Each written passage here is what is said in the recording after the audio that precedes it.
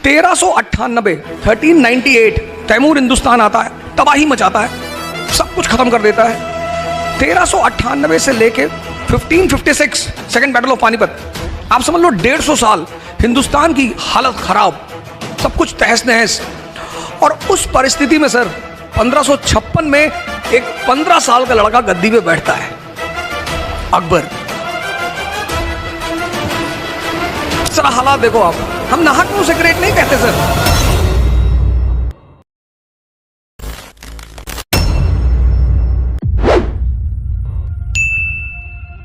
क्या अकबर महान था या महानता थोप दी गई? सर अकबर महान थे। कैसे? बिल्कुल परास्त हुए हेमू को मार कर वो गाजी की उपाधि ले रहा है। चित्तौड़ को जीतने के बाद वो 30,000 राजपूतों के सिरों की मीनार खड़ी कर दे रहा है। उसके हरम में 3,000 से भी ज़्यादा महिलाएं हैं और उसमें से सबसे कम उम्र की जो उसकी पत्नी है 14 से 15 साल की है ना। और भी बहुत सारी चीज़ें हैं, तो महान कैसे होगा? महानता थोप तो नहीं दी गई है। खास तौर पे इतिहास लिखने के क्रम में जो भारतीय शासक रहे हैं उनको कम दिखाओ और जो हमलावर रहे हैं उनको ज़्यादा दिखाओ। सर लेकिन जो अकबर के इस पक्ष को आप जानती हैं कि नहीं? सर जानते हैं। तो फिर महान कहाँ से हो गए? दरबारी इतिहासकारों ने मुगलों के शासन तो बहुत महान बताया, लेकिन मौर्य वंश से बात करना भूल गए। इन लोगों को अकबर द ग्रेट तो याद रहा, लेकिन अशोका द ग्रेट को भूल गए। शाहजहां द्वारा बनवाई गई तलतृतिया तो याद रही, लेकिन महाराणा प्रताप सोरे तो भूल गए। इन लोगों ने इस्लाम को महान धर्म की संज्ञा तो दे दी, लेकिन दुनिया के सबसे सहनशील धर्म बौद्ध धर्म तो भारत से बाहर जाकर शरण लेनी पड़ी, ये बात भूल गए। ये दरबारी इतिहासकार और डिजाइनर पत्रकार अकबर दीन इलाही नाम के धर्म की शुरुआत की और इसे सबसे धर्मनिरपेक्ष शासन बता दिया। लेकिन जब सम्राट अशोक ने अहिंसा के रास्ते पर चलने के लिए अपने सबसे बड़े साम्राज्य को ठोकर मार दी, तो ये इतिहासकारों ने इस पर ज़्यादा बात नहीं की। इसलिए आज हम इस इतिहास की असली क्रोनोलॉजी के जरिए ये समझने की कोशिश करेंगे कि 800 वर्षों के दौरान जब मुसलमान आक्रमणकारी भारत आए तो इस दौरान क्या क्या हुआ। क्या वाकई में आक्रमणकारियों ने भारत की मूल संस्कृति को बचाया, या फिर यहाँ के मूल नागरिकों को अपना गुलाम बना लिया और अपना धर्म मानने पर मजबूर कर दिया। भारत के बहुत सारे दरबारी इतिहासकारों का यह कहना है कि मुगलों ने भारत में राजधर्म का पालन किया और गंगा जमुनी तहजीब को जन्म दिया। लेकिन आज हम इसका सच भी बताने वाले हैं कि क्या यह सच में ऐसा था या सच्चाई कुछ और था। सबसे पहले ये समझने की बात है कि राजधर्म क्या होता है। चीफ मिनिस्टर के लिए मेरा एक ही संदेश है कि वो राजधर्म का पालन करें। राजधर्म ये शब्द काफी सार्थक है।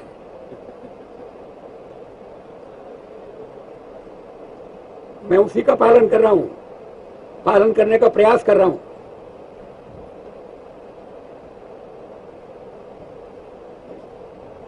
राजा के लिए, शासक के लिए प्रजा प्रजा में भेद नहीं हो सकता, न जन्म के आधार पर, न जाति के आधार पर, न संप्रदाय के आधार पर। हम भी वही कर रहे हैं साहब। मुझे विश्वास है कि नरेंद्र भाई यही कर रहे हैं। सरल भाषा में कहा जाए तो राजा का जो धर्म अपने प्रजा के प्रति होता है उसे ही राजधर्म कहा जाता है। राजनीति शास्त्र के अनुसार राजा का सबसे पहला कर्तव्य होता है कि अपनी प्रजा की सुरक्षा करे।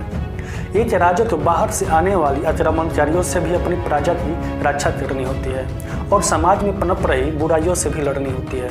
लेकिन अगर मध्यकालीन भारत इतिहास को जोर से अध्ययन किया जाए तो यह पता चलता है कि वर्ष 1000 से लेकर वर्ष 1800 तक चले इस 800 वर्ष से मुस्लिम शासन के दौरान भारतीय जनता सबसे असुरक्षित महसूस करती रही। लेकिन हम ये भी समझना होगा कि इन 800 वर्षों से पहले का भारत कैसा था। तो चलिए अब हम इसके बारे में जानते हैं। तो भारत जो 5000 वर्ष पुरानी सभ्यता माना जाता है।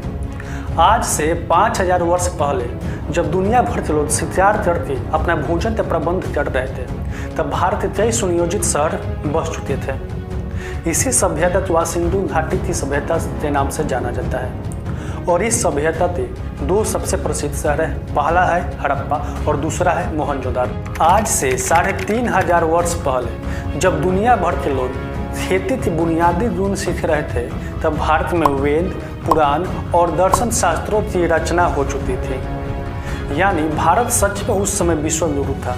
आज से 23 वर्ष पहले जब यूरोप में शहर गणराज्य यानी रिपब्लिक के रूप ले रहे थे तब भारत में मौर्य साम्राज्य की स्थापना हो चुका था, जो आचार में मुगलों के ही नहीं बल्कि अभी के भारत से भी कई ज़्यादा गुना बड़ा था। लेकिन भारत अभी भौगोलिक आचार का मोहताज नहीं रहा जैसे यूरोप के देश रहे हैं। भारत में संस्कृति के फैलाव और सभ्यता के विस्तार को ही राष्ट्र माना गया है।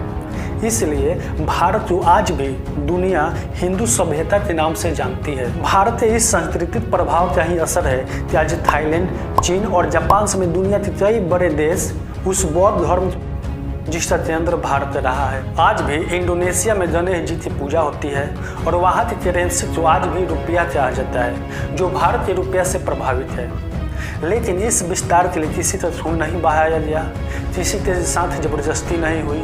यही कारण है कि दुनिया में जब भी कोई पराजित होता है और पलायन करने को मजबूर होता है तो वह भारत की तरफ आता है, क्योंकि भारत का राजधर्म हमेशा दूसरों की रक्षा करना सिखाता है। मजे की बात तो ये है कि आज के अंग्रेजी बोलने वाले बुद्धिजीवी, दरबारी इतिहासकार और डिजाइनर पत्रकार ये चाहते हैं कि भारत कभी राष्ट्र था ही नहीं, इसे तो मुगलों और अंग्रेजों ने एक किया था। आज हम इतिहास के पन्नों में दब चुकी मुस्लिम चाल की 800 वर्षों तक फैली भारत में असुरक्षा का पूरा संक्षिप्त में विश्लेषण करने वाले हैं। जब वर्ष 1933 में हिटलर जर्मनी का चांसलर बना, Du meine Arbeit für richtig hältst, ob du glaubst, dass ich fleißig gewesen, meine Zeit verwendet habe im Dienste meines Volkes, gib du jetzt deine Stimme ab. Wenn ja, dann tritt für mich ein, so wie ich für dich eingetreten bin. तब Germany में लाखों यहूदियों का नरसंहार किया गया। वहीं रूस में वर्ष 1929 से लेकर वर्ष 1952 तक वहां का एक शासक था जिसका नाम स्टालिन था। На новый Барбос. Это сведение новых побед коммунизма.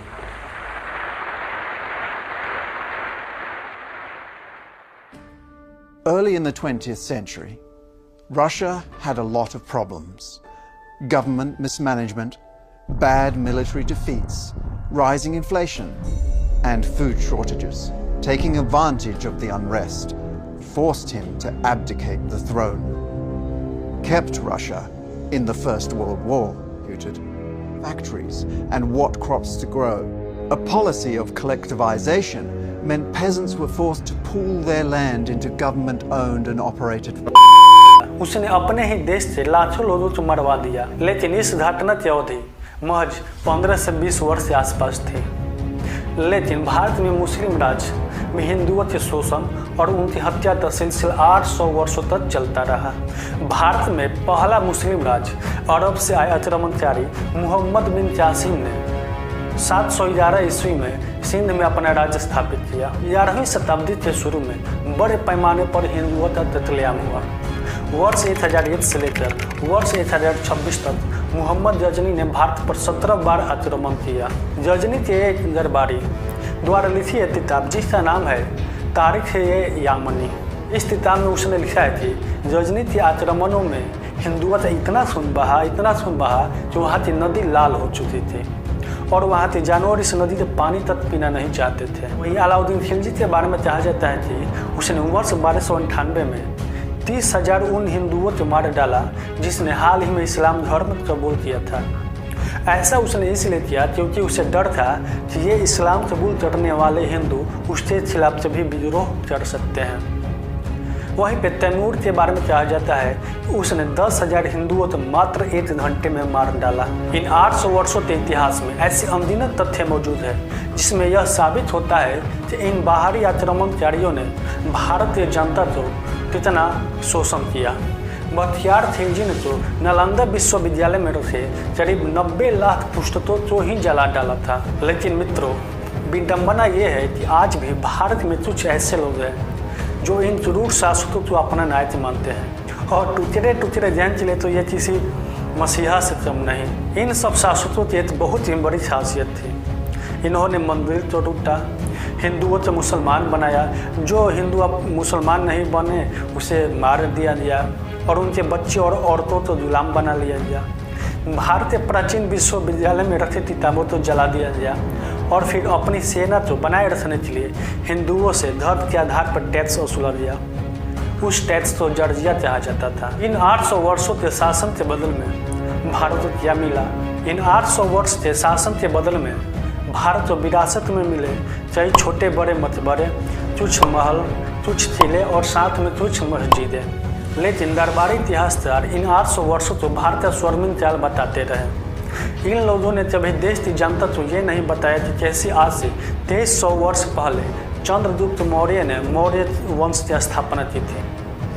विदेशी आक्रमणकारियों को देश से बाहर खदेड़ दिया। मौर्य वंश दक्षिण में आंध्र से लेकर उत्तर में अफगानिस्तान तक फैला हुआ था। चंद्रगुप्त मौर्य के पोते सम्राट अशोक ने अपने राष्ट्र को बहुत मजबूत बना लिया था, लेकिन कलिंग युद्ध में भयानक हिंसा देखने के बाद उन्होंने फैसला किया कि वे कभी दोबारा जीवन में युद्ध नहीं करेंगे और उन्होंने बौद्ध धर्म अपना लिया और बाकी का जीवन इसी के प्रचार में बिता दिए। लेकिन इतिहासकार सम्राट अशोक को वो सम्मान देना भूल गए जिसके वो हकदार थे। इसलिए आज हम आपके सामने भारत के 5000 वर्ष के इतिहास का खाता खींचा है ताकि आप समझ पाए कि आज से हजारों वर्ष पहले भी भारत अस्तित्व था, आज भी है और आने वाले समय में भी रहेगा। फ्रांस के विद्वान रोमियो रोला ने भारत के बारे में लिखा था, यदि पृथ्वी पर कोई ऐसा स्थान है जहां जीवित मानव जाति के सभी सपने को बेहद शुरुआती समय से आश्रय मिलता है और जहां मनुष्य ने अपने अस्तित्व का सपना देखा,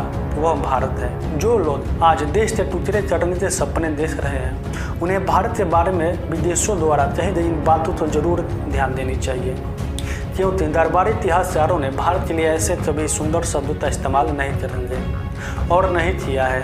तो दोस्तों, यदि आपको यह जानकारी पसंद आए तो हमारे चैनल को सब्सक्राइब करिए और वीडियो को लाइक शेयर जरूर करिए। तो मिलते हैं अगले वीडियो में, तब तक के लिए जय हिंद।